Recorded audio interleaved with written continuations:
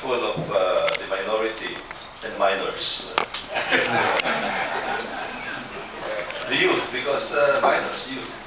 I was talking with the youth because we're very active in the Committee on Sports and Youth.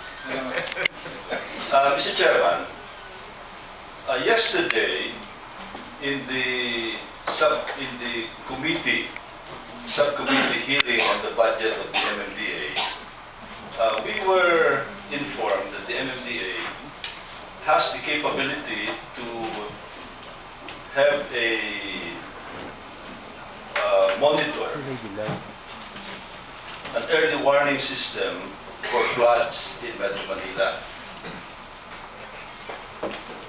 However, it would appear that that early warning system did not work. Now, this flood that hit Metro Manila and adjacent areas should be addressed right now on a rehab basis, on a disaster management basis, and I don't think it would be proper at this time, it would be timely at this time on the part of Congress to come into the picture to conduct a full-dress inquiry, because we don't want to impede the rehabilitation work being done. That is the one that is more important. And that is why I feel that the best way to verify whether this early warning system worked would be the Office of the Ombudsman, which is mandated to assess the performance of all government agencies. And therefore, I would like, Mr. Chairman, to ask the Office of the Ombudsman to conduct a fact-finding investigation prior to a formal investigation on this. The name of the organization is Effective Flood Control System, EFCOS, which is under the Metro Manila Development Authority.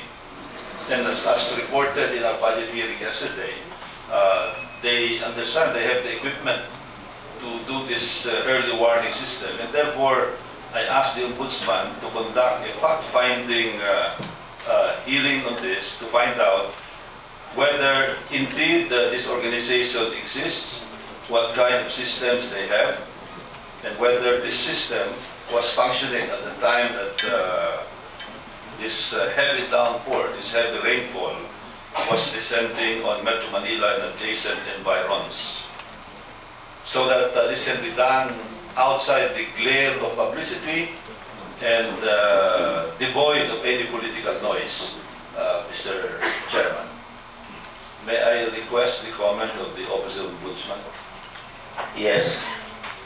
Mr. Chairman, we would like to give the assurance that we will be conducting a fact-finding investigation.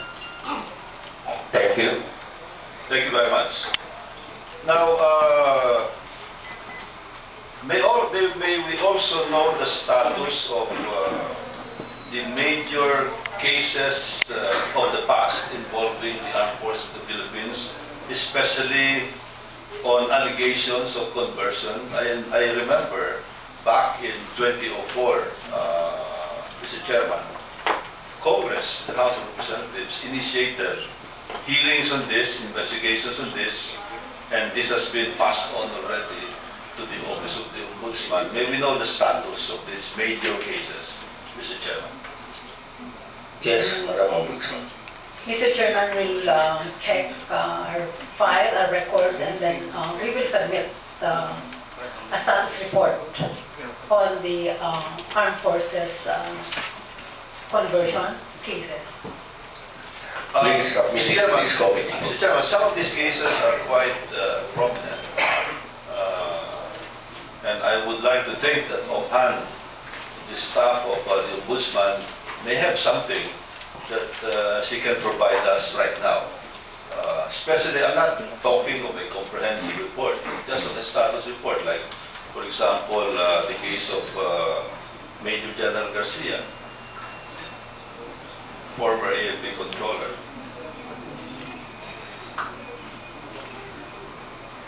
Mr. Chairman, maybe I can call on the Deputy Special Prosecutor, one of the Deputy Special Prosecutor, to report on the cases involving General Garcia, and these cases are pending with the Sandigan Bayan, Mr. Chairman.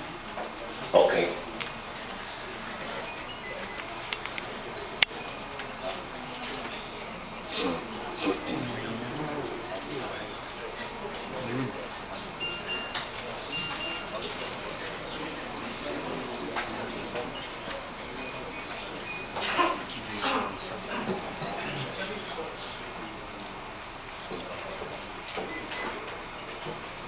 Was that filed already in the Sandigan Bayan or not yet? Yes, Your Honor. Cases against General Garcia are pending with the Sandigan Bayan. I think some cases that is submitted for decision. I am giving the microphone to Deputy Special Prosecutor Wendell Sulit. Okay, please do. Good morning, Your Honors. We're pleased to inform you that the cases against General Garcia there are pending cases, but in the perjury case, we have already convicted Major General Carlos Garcia. There's one submitted for decision at the 4th Division, and here is the Deputy Special Prosecutor for the 4th One of the cases, the unexplained wealth cases, because there were 2 filed, is already submitted for decision, Your Honor. We are waiting the decision of the Sandigan Bayan. The other is still pending. Any other particular case? Yes, Mr. Chairman, I understand that because I'm reading in the papers that the wife and 2 children are out on bail in the United States, involving bail bonds in the amount of $1 million each. And I understand that there's an effort to extradite them back to the Philippines. Maybe know whether the Office of the Ombudsman is part of the extradition process, or this is something exclusively in the jurisdiction of the Department of Justice. Yes, may we hear your answer, Madam Ombudsman? Mr. Chairman, the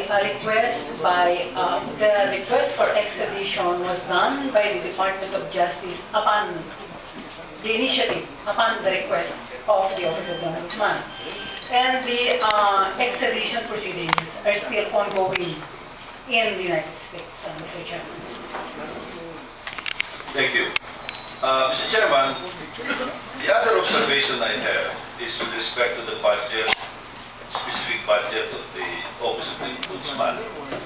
I noticed that, and this was mentioned already, that they were denied any capital outlay for the coming year. And even this is part of the fiscal policy of the government. Perhaps they believe that the Ombudsman can survive without any additional capital outlay like land improvements, buildings, furniture, etc., etc. But I'm concerned about MOE. We want a functioning, effective Ombudsman, Mr. Chairman. But I'm worried that if the budget for 2010